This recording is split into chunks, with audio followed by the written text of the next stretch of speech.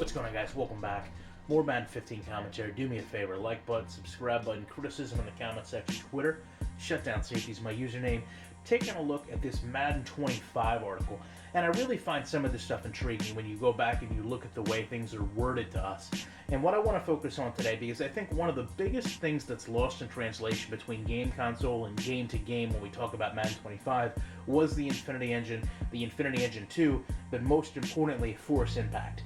So basically, to read this at verbatim, it says one of the biggest points of emphasis this year was tuning the Infinity Engine to account for strength and power of players. This is how Force Impact was born. Football is a game of collisions, and that will be reflected in how players interact when they hit each other. Force Impact allows the game to account for the size and strength of players to render realistic results when impacts occur.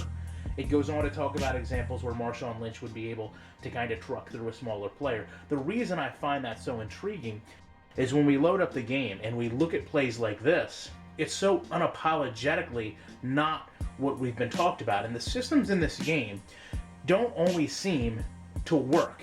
And when we talked again about that being a Madden 25 article, we're talking also about a couple years of refinement and polish here.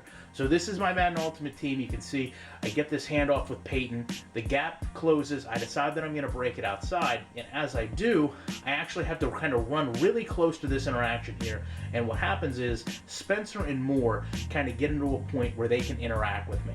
Now, if we talk about the impact, which we're going to get into in a minute, but when we talk about real-time physics, I'm always amazed how much animations, we've talked about this in a lot of other videos, how much animations really overpower this game.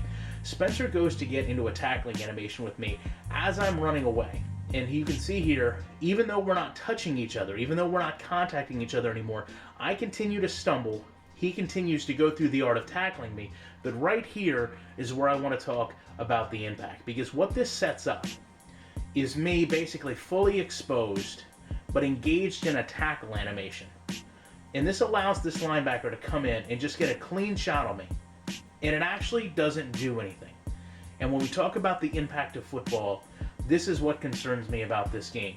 Because quite frankly, this isn't physics-based. This is the game rendering a result like it says. But the result it renders isn't anywhere accurate. I'm actually able to push that player forward despite you can tell that I'm stuck in an animation that can't be interacted with. So just to play this at speed one time from Peyton's perspective, I'd love to know your guys' thoughts on these plays. I appreciate you taking time to watch this video. I'll be back in the week with more.